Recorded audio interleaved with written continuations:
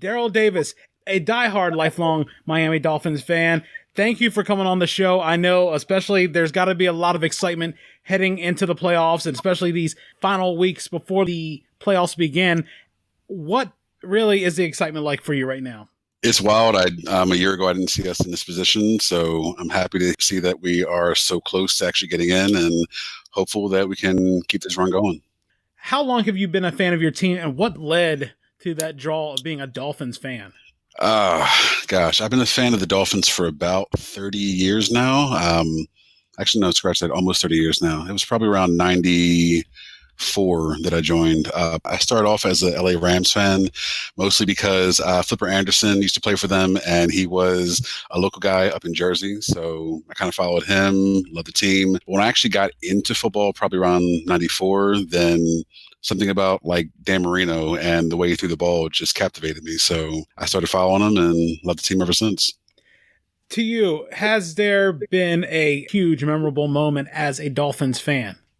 Gosh, we've been horrible the last 20 years, so it's kind of hard to really have a lot of good memories. But most recently, I guess the biggest memory that sticks out in my head is December the 9th of 2018, the Miracle Miami. Just watching that play just unfold in real time was just wild. And I remember just like jumping up and down as we're laddering the ball back and forth, and we got it in and won the game at the end. So that was pretty big. What were your expectations coming into the season? I know second year under Flores and a lot of tough games. I know there was a little bit of optimism, them taking down the Patriots and things like that last year. It seems like clockwork, there's always a Dolphins win against the Patriots when you least expect it, and it always seems like that's been happening a lot more consistently over the past few years as well. This year, they've already exceeded my expectations. I saw us getting 8 wins. Like, honestly, last year, I didn't see us even getting to 5. So I knew we'd do a bit better this year. We're already at 9. And just to see that we have a shot at the playoffs has been more than what I could have expected. So we've already gone past that. I also expected to see Tua hop in. I thought it would be later on in the year, but he's been balling out since he's been in there. So, yeah, I'm just hoping that we can continue to see some good play out of Tua and our defense continue to do what they do. Was there a point in the season that you felt optimistic about the Dolphins' playoff chances? Right now. Like I said, honestly, I try to keep my expectations low, but right now, knowing that we are so close and that it really is in our hands, if we went out, we're in, then that gives me some pretty good hope. Even if we lose, then we still have a shot at getting in. I'm just looking forward to seeing what these next 2 weeks actually have for us. Was there a point you were worried that the Dolphins weren't going to make the playoffs? Right now, I know they have their fate in their own hands. Yeah, again, honestly, right now, it's in our hands. Again, if they can ball out, if they can beat the Raiders and then the Bills, then we're in. But I know it's going to be a tough task because each team's going to still try to spoil as best they can and keep us out. So, like I said, I'm just looking forward to these next 2 weekends. Looking at the playoffs and the situation Miami's in, who do you feel like the Dolphins' best match up with?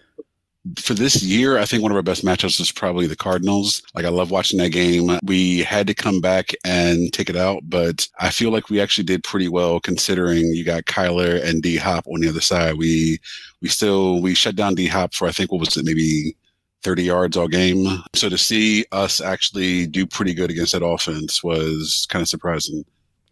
And when it comes to the AFC, who do you think, if you facing a first-round opponent, be it Buffalo or Pittsburgh or maybe Indianapolis or Tennessee, depending on who comes out of the South, who are some of the teams that you feel like those you have the best chance to knock off? Right now, the way Pittsburgh's playing, I'm hoping we get Pittsburgh, because these last 3 games of them losing have been just wild. And obviously, as a Dolphins fan, it's good to see that they didn't get the perfect season. So I would love to go up against them first off. But chances are we probably have the Bills first. And the way they've been playing this year is going to be kind of a tough task. Now, who's the team in the AFC playoff race and the playoffs that you're hoping you don't end up seeing? Again, the Bills. Like I said, they're division rivals. So, of course, I know it's going to be a hard game no matter what. Anything can happen any given Sunday. But, again, the way they've been playing, it's been kind of happy for them, actually, because I remember back in the Jim Kelly days, and they haven't won the AFC East in, 25 years? So to see them actually get it again, I'm happy for them, but I'm looking forward to seeing Miami kind of take that crown again. And keep it going down in South Beach for a long time coming. And I know it was interesting. There was a note that before the Bills won the East, the Colts had won the East more recently than the Bills. And that's very interesting just to see that, especially since the realignment occurred. Wow, it's been a while since they did the realignment, but just to see that. And it looks like it's probably the permanent changing of the guard in that division, whether it's going to be consistently someone else other than New England, or whether it's going to be Buffalo and Miami fighting it out. You don't know. Yeah, I admittedly did not mention the Jets because that's a ways to go. I mean, but then again, I think you guys saw the progress and the rebuild, and you guys went quicker than expected. But it all depends on if you have the right pieces in place and down in New Jersey for the Jets. I mean, at this point, I mean, I always think about the Madden games where the Giants were always New York, and it was the insult that they made the Jets, New Jersey, just to differentiate. It's not like they had in every other sports game, New York A, New York N, nothing like that. They didn't do that. They just New York and New Jersey. Pretty much, yeah. And I definitely agree. Like the Jets have a long way going. Looking forward to seeing what kind of quarterback they draft in the first round because, that's almost a guarantee it's going to happen. Yeah, they've got a couple years until they can do anything. The Pats, you got Belichick, who you never want to count that dude out. So you never know what's going to happen. The changing the guard, the Bills are going to be it for a bit, but I'm hoping that Miami kind of takes that crown right back in the next year or two. So we'll see what happens.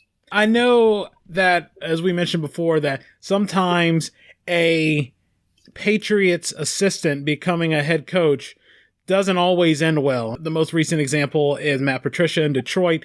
We look at Bill O'Brien and Houston, and some of the past examples, even Josh McDaniels in Denver. Was there apprehension about the hire of Flores?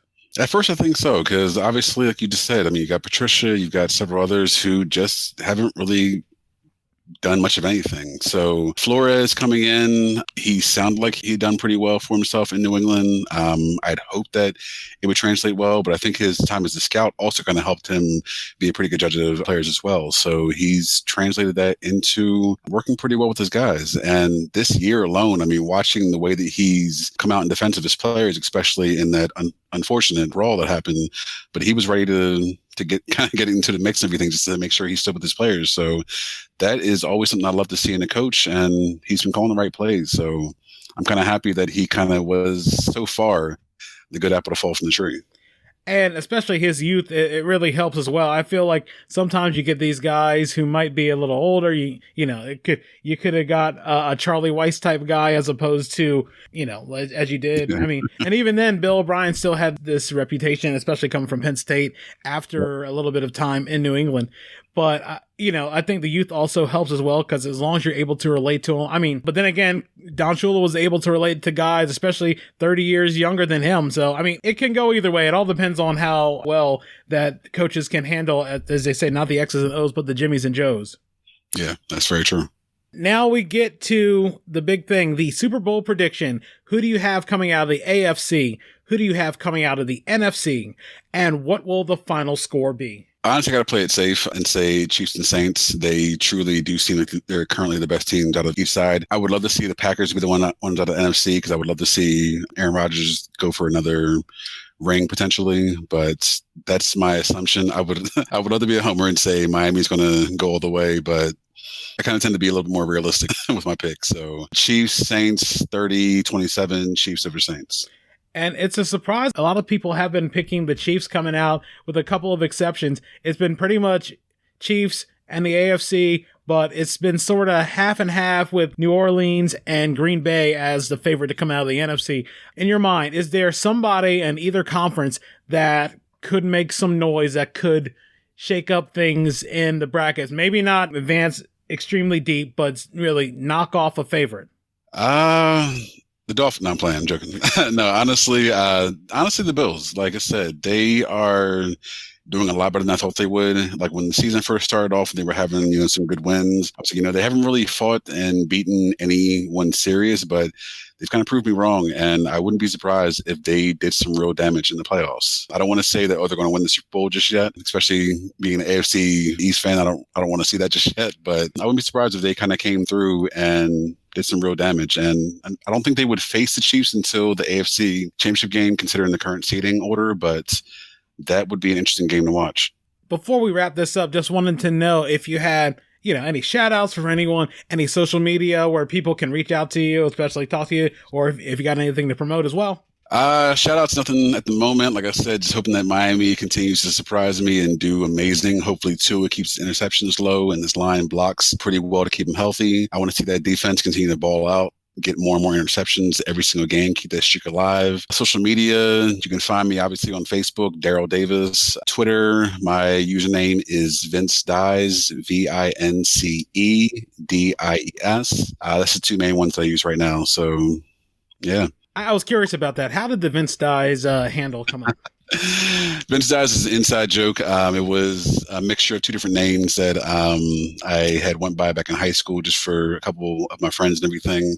So kind of went the Vincent and then the Diesel part, kind of put them together, and Vince Dies came around. It's kind of stuck. So I kind of use it for, actually, I guess that's another thing. If you guys play any gaming, anything, I'm Vince Dies on really anything you can imagine. Xbox, PlayStation, Steam. So look me up, friend me. I don't really care. Go for it.